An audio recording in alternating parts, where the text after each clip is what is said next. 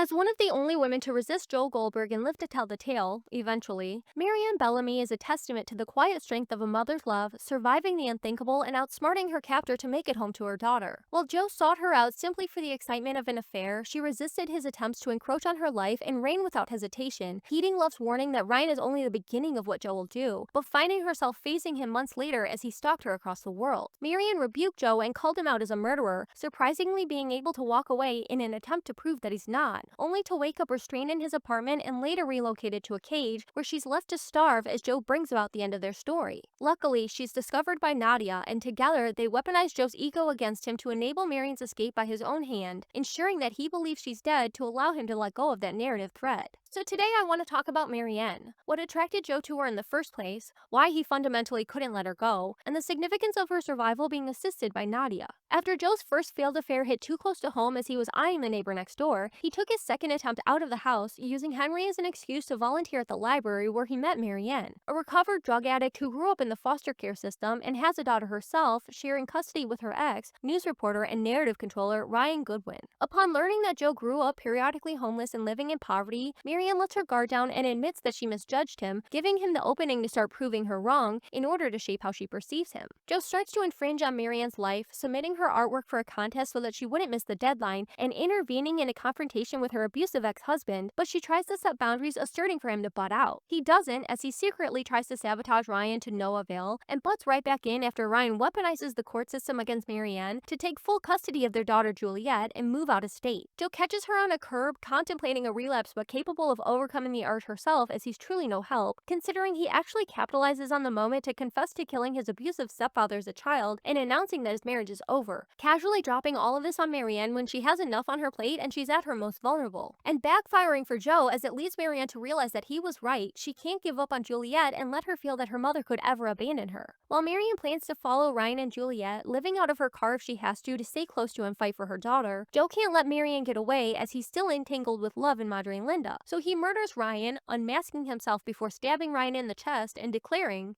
"That's for her." but no, I don't think she wanted that. Ryan's murder is considered part of a string of muggings in the area, although Marienne is still questioned by the police and fears the situation could fall back on her somehow, despite having an alibi, as she has a history of being screwed over by the system, one specifically made for and exploited by men like Ryan and Tom and Bob and Ron and Joe. With Ryan out of the picture, Marienne can remain in Madre and Linda until it's revealed to her by Love that Joe was the one who killed Ryan because he's obsessed with her, and Love urges her to take her daughter and disappear. As Marienne already felt that the story Joe sold her was too good to be true but let herself be convinced to cope with the stress of her custody issues, she believes Love that Joe lied to her about their divorce and killed her ex and departs with her daughter to Paris to hide from him. But Joe managed to track her down when he recognized her art for sale in a park and the vendor casually mentioned where to find her, locating her in London where she's surprised to see him, having read of his death but remembering what Love told her and running from him, knowing that he's an obsessive serial killer. Joe chases her into a stairwell, something only a true romantic would do, and disarms her as she holds a knife to defend herself, demonstrating his power but attempting to redefine himself when she calls him out as a murderer for killing Ryan by claiming he'll prove her wrong and letting her walk away. And then he drugs and abducts her from the train station before she can leave to return home, leading her to his apartment and then caging her in the basement of a condemned building to really drive home the point that Marienne has been declared unfit for use in Joe's story and sentenced to death by overdose. So Joe can maintain that he wouldn't hurt her, and he isn't a murderer, and he would never hurt Juliet by taking her mother away from her through murder. Like how technically, Joe didn't force Marienne to drink the drugged water while he held her captive in his apartment, but his actions are the reason that she's dehydrated and needing the water in the first place. And notably, Marienne manages to use this abuse to her advantage, only pretending to drink when Joe isn't looking so she can secretly scope out and escape as he later transports her to the cage. By Joe's faulty logic, if Marienne dies as a result of the situation he produced, that doesn't really count. That's on her. He didn't make her overdose. He doesn't even remember putting those painkillers in there. And yet, he can be the one to give Juliet closure that her mother didn't really abandon her. She simply overdosed and died, because death is the only way that he will let Marienne leave him.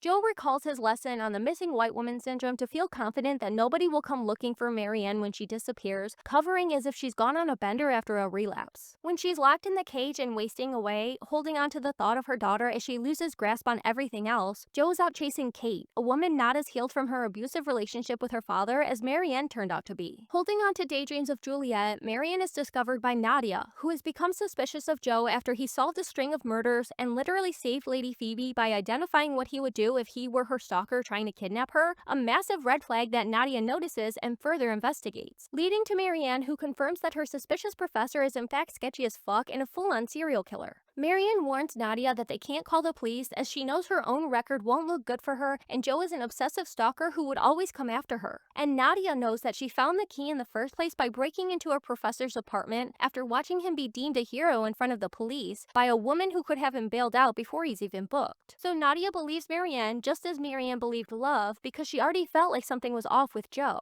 And Marienne confirms that suspicion, gaining Nadia's trust and agreement in the need to find another way. Having a writer's mindset herself, Nadia helps to author Marienne's way out of the cage like Beck long before her, realizing that the painkillers Joe left are Marienne's key to escape the cage, hidden in plain sight like the obvious culprit of all the murders happening since Joe arrived. They piece together what they know about Joe's inability to let Marienne go and his own desired perception of himself as a good man who would never hurt Juliet, to play out the overdose that Joe needs to move on, while leaving a final request for Marienne's body to be left where it can be found and identified as an overdose, allowing Joe to grant Juliet closure so she isn't left waiting for her mom to come back for her. Oh, how kind and compassionate of him, after taking her mom away. With the note left behind, Joe burns it as a goodbye to Marienne and an ending to their story, letting her go in a ritual previously established by Love. Yeah, remember that? Love gave Joe the idea to write a note as a goodbye and burn it to let go and move on when he was pretending to be haunted by Beck. You could just, write a note, a goodbye, burn it, and I would help you. As Love was the only woman to see Joe for who he was and accept him, loving him unconditionally and committing violence in his defense, he rejected her for giving him the family he always dreamed of when their daughter turned out to be a son. On the lookout at the library for his next fixation, Joe found Marienne, conveniently the mother to a little girl that winds up in the middle of a custody battle demonstrating how hard she'll fight for her daughter, and dude, I think he hates her for it. Joe idealizes Marienne for her devotion to Juliet as his own mother abandoned him and moved on, while simultaneously he resents her for it as Marienne proves that some mothers can stay and his just didn't, calling back to the childhood trauma that he never healed from. The story that he keeps rewriting with every woman he chases and cages and kills is that first narrative he couldn't control for himself, the original one who got away, aka the story of how he lost his mother. Sandy didn't just walk away from Joe, but proceeded to have another son, essentially replacing him and believing she could raise him right this time instead of attempting to regain custody of Joe, admitting to his face that she had made too many mistakes. This moment of maternal rejection leads Joe to believe that being left behind means you're broken, and every woman who leaves him reopens that wound, with Marienne's rebuke triggering his Jekyll and Hyde romp through London as she doesn't just leave him, but further refuses to let him rewrite reality. You act like he's not you, like you're just a good man who did a bad thing. You're a murderer, Joe. You're wrong about me. I'm gonna prove it to you. Goodbye, Marienne. If you keep me in here, I'll die. Joe wants to kill her for rejecting him, but as she's called him a murderer, he can't prove her right, so he leaves her to die, and drinks his potion to head out as Hyde and distract himself with his double motive murders, killing Malcolm after he insults Marienne. If I could move, I'd kill this guy.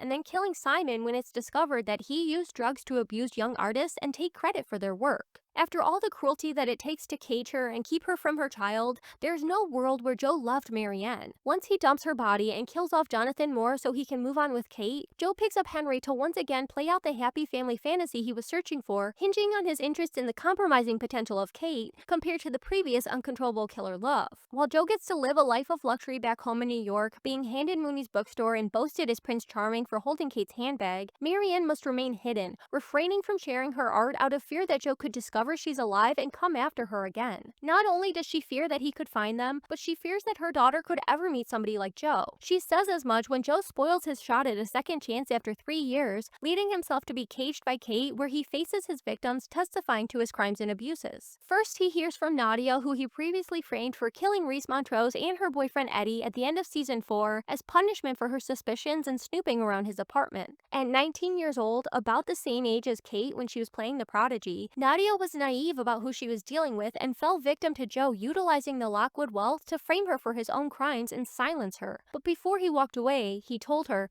I'm looking forward to watching what you do next.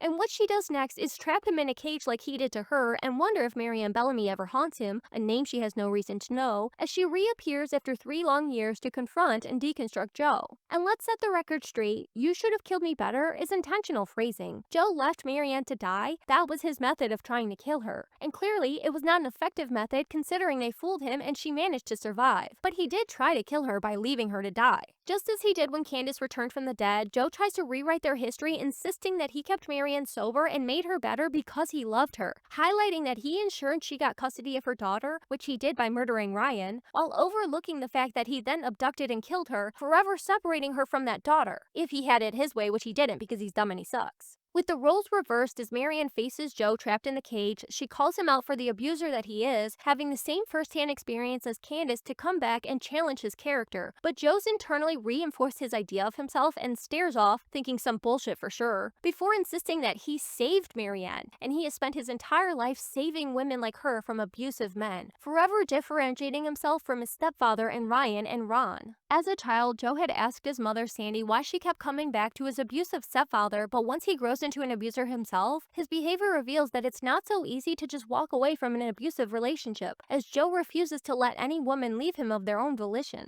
Sandy explained to a young Joe that she kept returning because he needed a strong man to teach him right from wrong, believing, correctly or not, that Joe needed a father, even if it meant she endured physical abuse at the hands of her husband to ensure that her son had a home. Season 1 showcased the way an abuser in a relationship can weaponize custody of a child to control their victim, with Ron threatening Claudia into staying with him because he could call in a favor and get her son taken away. Ron has connections. He's made threats. You wanna know why? He's still in the picture. I stand up to him. I lose my boy.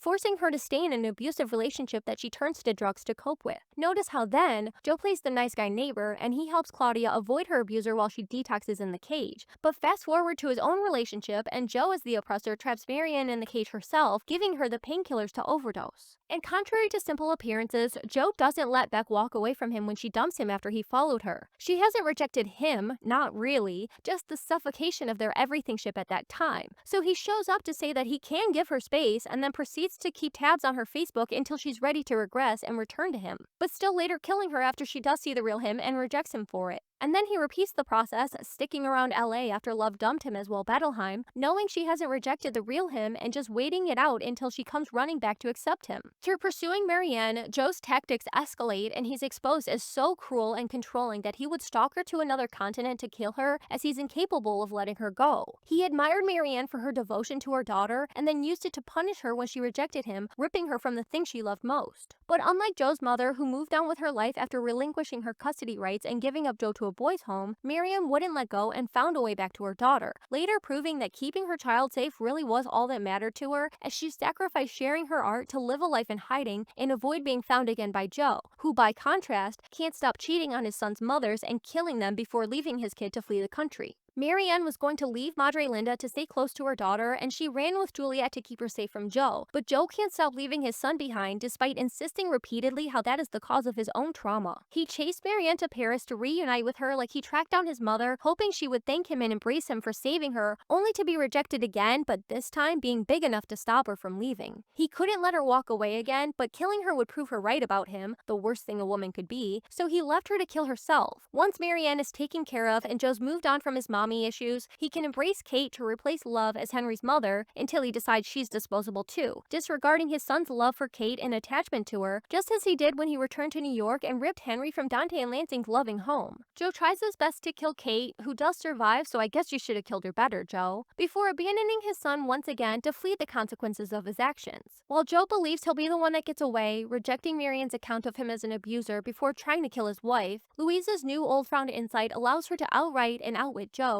building off every woman whose story came before her, caging Joe for good and giving his survivors the closure to move on with their lives and leave Joe behind to rot for his crimes.